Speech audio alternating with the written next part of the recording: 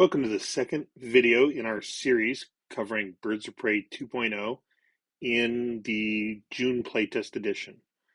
This video, we're going to introduce you to the E6BoP and give you all the details on how you operate this tool and how you use it with the various other components within the Birds of Prey 2.0 system. So an E6B is a circular slide rule. It's similar to an E6B flight computer, which is a real tool used in aviation for calculating all sorts of factors when flying a real airplane. Most modern pilots are taught how to use this as a backup against electronic failures and such. And why this works inside of Birds of Prey is the device is a simple ratio calculator, and it has specialized windows for doing operations that are beyond what you can do with the ratio calculator. So the E6BoP has several additional scales and several windows in it for doing different operations than a traditional E6B has. This allows us to work within the scales of Birds of Prey and do all the operations that we need to fly the aircraft in the game. The E6BoP is also two-sided, unlike the E6B flight computer. Each of these sides has a distinctive icon, which ties it to other materials within the game system. So as I say, the E6BoP has two sides. The first of these we call the HUD side. We also call it the hundreds side. This covers values from 50 to 1200, with most of the range being between 100 and 1000, thus the hundreds side.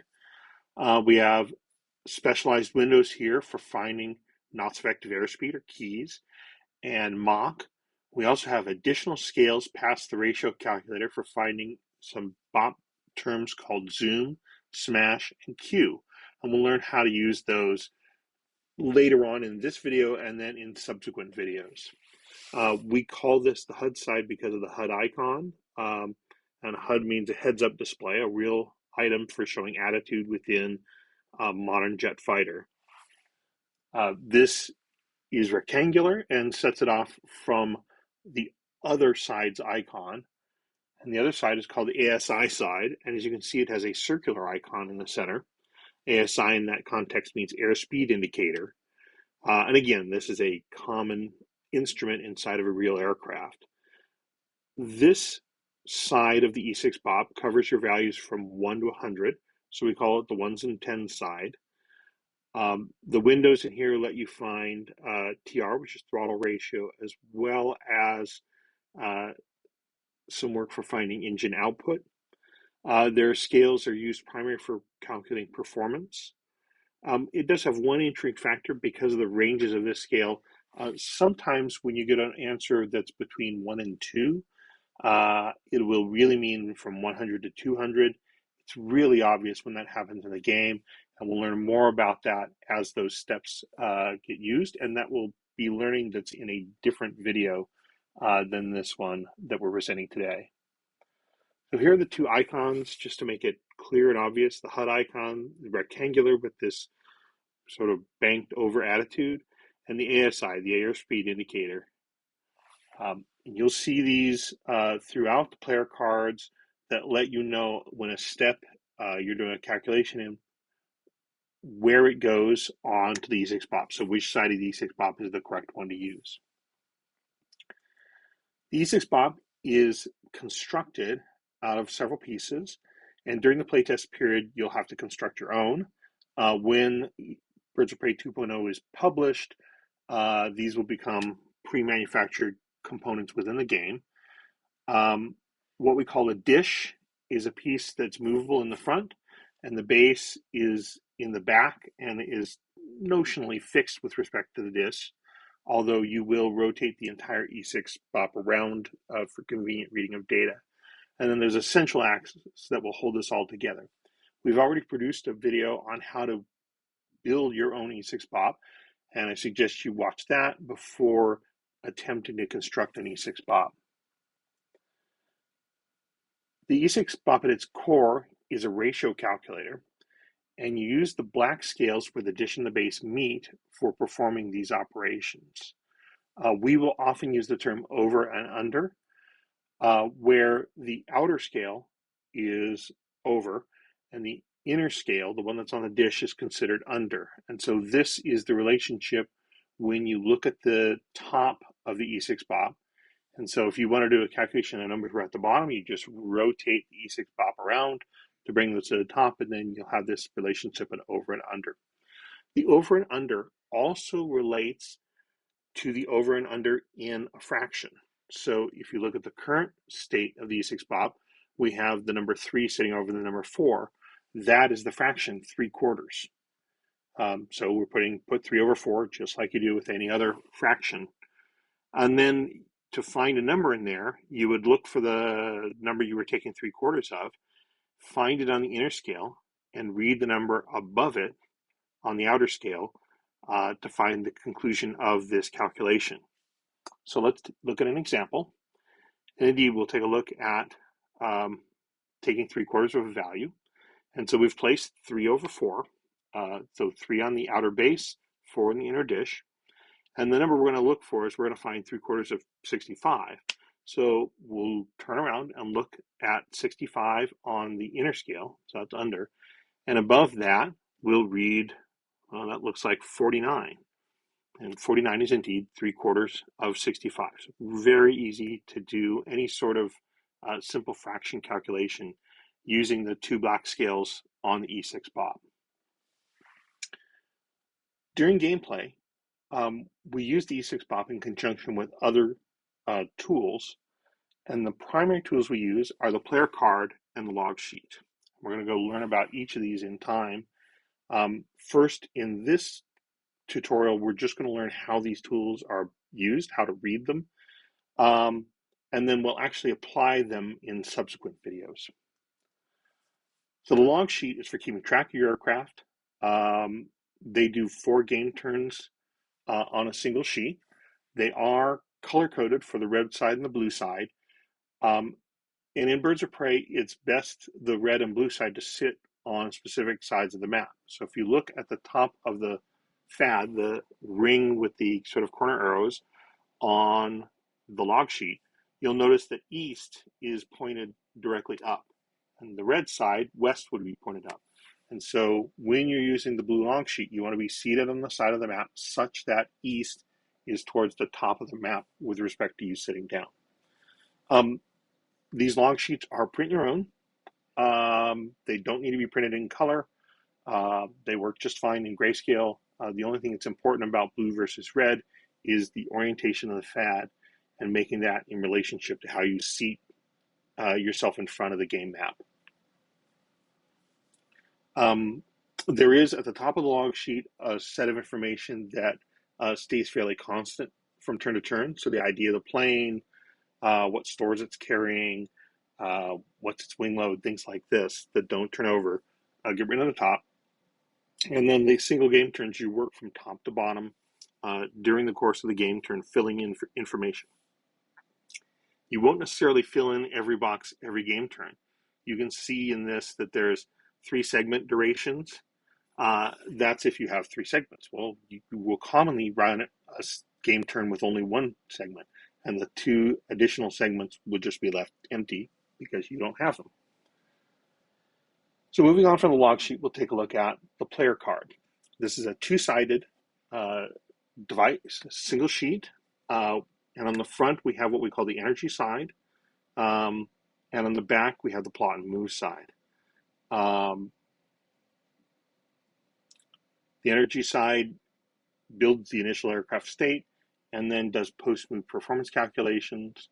The plot and move side, as the name implies, is used for plotting and then executing the move on the map. The plot and move side is very much in development, so this will change quite a bit over the course of Birds of Prey 2.0 playtest. We'll learn about it in its current state in some subsequent videos, and we'll potentially make new videos to describe how those change over time. There are icons inside of the player card that help you use the E6BoP. These Operations are ordered. There's steps that are numbered 1, 2, 3, 4 here in aircraft state. And then these are grouped into larger meta steps. So plot step A is the initial aircraft state. Plot step E is performance calculation. You can see they're grouped together with these gray banners at the side. Each operation you can see has the E6BoP side icon, the HUD of the ASI. So before you do the operation, you're going to see, oh, for operation 1, I need to have the E6BoP oriented to the HUD side. Each one of the operations has two primary mechanisms that you'll use. The first is rotation. Rotation will show, and these are the two black scales, the inner and the outer of the dish, are shown by those arcs. And in this example, you're going to take your value of thrust, find it on the outer scale, the base, and then you're going to rotate the E6BoP such that your weight value is immediately below the thrust value. So that arrow always means you're going to rotate the E6BoP to orient two values next to each other. The other mode of operation is finding a value. And so in this case, you're going to read over the number 1, and you'll find the speed change in knots true altitude. Excuse me, knots true airspeed. So the lozenge indicates which value you're going to find. Sometimes that'll be on the outer scale, sometimes it'll be on the inner scale. Just depends on the calculation, but you're going to look for that sort of light blue filled lozenge to know that's the data that I want to find against the fixed number, in this case the 1. Often the fixed number is something you found in a previous calculation. Sometimes it's a constant, like this case. When you're doing the finding value state, it is very important that you don't rotate the E6BoP, that you keep the dish and the base fixed in relationship to one another. So 2 steps. So 1 step, you're doing rotations. 2nd step, you're reading values off. There are some additional scales wrapped around the 2 primary scales. So you can see the black represents those 2 scales meeting at the edge of the dish and the base. On the HUD side, there's an outer scale in purple called zoom. There's an inner scale in blue called Q. There's different points where you're going to need to read those off in relation to other values. So in this one example, you were using KTAS, and from it you're finding zoom, keys, and Q all from that one value. So you need to look up and down from the value of KTAS. On the outer and the inner scales, the outermost purple, the innermost blue scale to find zoom and Q. Similarly, on the ASI side, there's a green scale called LDD. There's certain operations where you'll take advantage of that scale. So the HUD side inner scales have windows as well. So there's a window called start alt, and the starting altitude scale is something that you rotate and set a value to. Then there's, for other operations, there's something called the keys altitude window. You can see the icon that tells you this operation, and then you can see it actually on the E6BoP. And in this case, you're going to take your known altitude, rotate your known keys on top of it. So you line those 2 scales up. These scales are fairly fine, and you probably don't need to be as precise as you do in some of the other scales when the scales are this fine. Lastly is the Mach window, and that is one where you're just going to read a value off. So when you're holding the E6BoP fixed, you'll look above the little arrow of Mach and find the value. In this case, you can see it's a value of about Mach 1.46 or 7. So moving pretty fast. Similarly, on the ASI, there's a handful of windows that are used as well. The first of these is the Mach alt window. And as you can see, this is a scale that's in red. You're again going to rotate the Mach that you've previously found above the altitude that was at the start of the game turn. You're subsequently going to read the value TR, or throttle ratio, off while the E6BoP is fixed. These are both in red because they're actually part of a common operation. And then there's one more window in here, which is the Alt Mach window. And you can see this one's color-coded blue because it is a different operation. And so in this case, you're going to place the value of Mach below the value of altitude so that you can perform another operation on another place as part of the E6BoP. The aircraft data card has a few callouts on it for finding information you need during the E6BoP operations. We'll, in subsequent videos, learn a lot more about the aircraft data card. There is a lot going on this sheet, but don't be afraid. It's very easy to pull the data that you need out of this format. And what you're going to look for is the little aircraft icon, and you can see it has a color code and a number on it that lines up with the steps on the player card. So the first usages of these icons is in the aircraft state step A meta step, and you're going to find wing area, and that is on the wing load table of the ADC. You can see the operation shows that you're putting wing area under smash, and that little aircraft icon on the player card tells you, oh, I'm supposed to look on the ADC, and then you find the same icon on the ADC, and there's the number that you're going to pull off, 3.0. That's a wing area of about 300 square feet on an F-16. The next one is a value called del per H. We'll learn more about del as we dive into this system. It'll become fairly obvious where this is. You can see in this case, we're going to calculate something called del max from the ADC value del per H. In this case, you're going to find the del per H relative to the current Mach. So anytime you're working with a BoP table, you're going to read down on a scale to find the value that's equal to or greater than your current value. So if we were going Mach 0.98, we would roll down to the point where you're reading at Mach 1.0, and you pull the del per H value off for that, in this case 3.1. For the performance meta step, which is actually step E, small error on the slides here, you have three usages of ADC data. The first is to find efficiency. You can see this is also scheduled on Mach, so you need to do a table lookup the same way that we just showed. The second is form drag, whereas the efficiency had this lighter purple, this lavender as its color code. The form drag has a darker, richer purple as its color code. The steps are actually color-coded notionally in rainbow order, although we have more steps than the 7 Roy G. Biv kind of colors, and we've had to put a few lighter shades in between to have that all make sense. Lastly is engine output. You can see this is scaled by a different factor called TR, or throttle ratio, which we saw was one of the inner windows on the E6BoP. And so from the engine output value, which we pull off this table based on whether you're in afterburner or in dry and you have your given throttle ratio, you will, above engine output, find the thrust value in those steps. And again, all these steps, we're just showing you where they are.